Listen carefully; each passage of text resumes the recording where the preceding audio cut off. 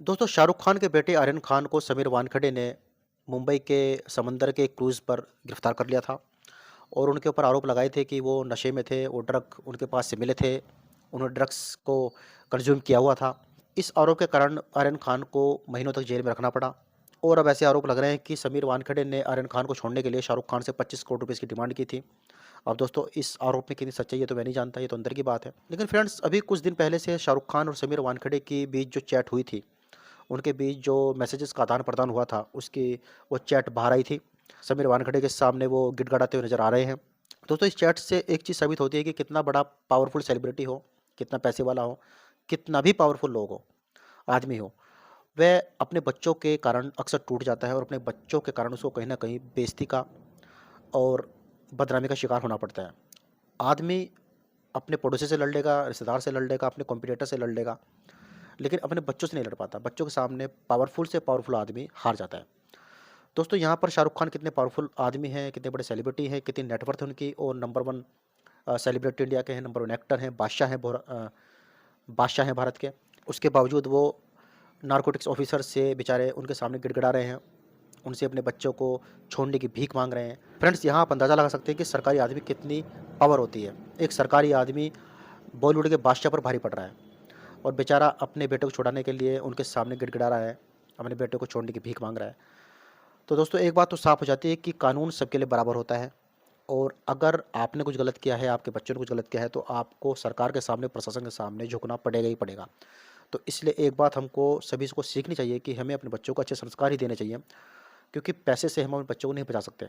अगर वो गलत दिशा में जा रहा है, गलत नशे की प्रवृत्ति में जा रहा है, तो कहीं न कहीं उसको एक न एक दिन इसका खामियाज़ा भुगतना पड़ेगा। दोस्तों समीर वानखेड़े से भी पूछा गया कि जब शाहरुख खान इतने हाई प्रोफाइल आदमी हैं, सेलिब्रिटी हैं पावरफुल इंडिया के, उनके बेटे का केस जब आपके पास आया था तो आपको कैसा लगा था और आपने उनको कैसे डील किया था? तो समीर वानखेड़े ने कहा था कि मेरे पास इस तरह के केसेस डेली आते हैं और मैंने शाहरुख खान के बेटे का केस भी एज़ एक कॉमन की तरह ही लिया था, एक नॉर्मल केस की तरह उसको हैंडल किया था, डील किया था। मेरे पास ना जाने ऐसे कितने पेरेंट्स आते हैं जो अपने बच्चे को छोड़ने की भीख माँगते हैं, अपने बच्चे को गलत राह से बचाने के लिए मेरी मदद माँगते हैं। तो शाहरुख खान का केस मेरे लिए कुछ ऐसा बड़ा केस नहीं था और कोई ऐसा मेरे को कुछ दिक्कत नहीं हुई इस केस को हैंडल करने में। ये एक नॉर्मल केस ही था जैसे कि और केस मैं हैंडल करता हूँ, सेम केस ऐसे ही शाहरुख खान का था। जब शाहरुख खान और समीर वानखेड़े की चैट मैंने पढ़ी तो उसमें जब मुझे शाहरुख खान का एक मासूम चेहरा, शाहरुख खान की एक मासूमियत उसमें दिखाई दी और मैंने उस चैट को बड़े गौर से पढ़ा कि यार ये कितना पावरफुल आदमी भी एक सरकारी आदमी के सामने भीख माँग रहा है अपने बेटे को छोड़ने के लिए। तो इस सरकारी ऑफिसर की कितनी बड़ी पावर है।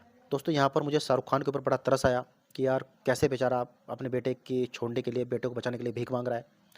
और दोस्तों मेरे को यहाँ पर समीर वानखेड़े की काफ़ी एक कड़क, एक अक्कड़पन मेरे को नज़र आया कि समीर वानखेड़े यार कैसे एक पावरफुल आदमी को भी इतना रौब दिखा रहा है और कैसे वो उनको बिल्कुल भी इग्नोर कर रहे हैं। जैसे एक नॉर्मल केस, जैसे कि एक आम आदमी होता है, उसका बेटा पकड़ा जाता है किसी केस में, जैसे उसको हैंडल करते हैं बड़े-बड़े ऑफिसर्स।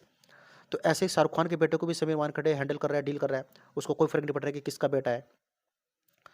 तो कहीं न कहीं दोस्तों मेरे को ऐसा लगता है कि समीर वानखेड़े ने थोड़ा-सा यहाँ पर अक्खड़पन दिखाया था, थोड़ा-सा उन्होंने अपनी वर्दी का, अपने इसका जो उनकी पोस्ट है, उसका थोड़ा-सा रौब यहाँ पर दिखाया था। शायद उनको यहाँ पर थोड़ा-सा पोलाइट होना चाहिए था, थोड़ा-सा यहाँ पर उनको ढील छोड़नी चाहिए, थोड़ा उनको लाइट में शाहरुख खान के बेटे केस लेना चाहिए था। मैं इसलिए नहीं कह रहा हूँ कि शाहरुख खान बहुत पावरफुल आदमी है और उनके लिए कानून अलग बन जाएगा और एक आम आदमी के लिए कानून अलग है, ऐसा नहीं कह रहा हूँ।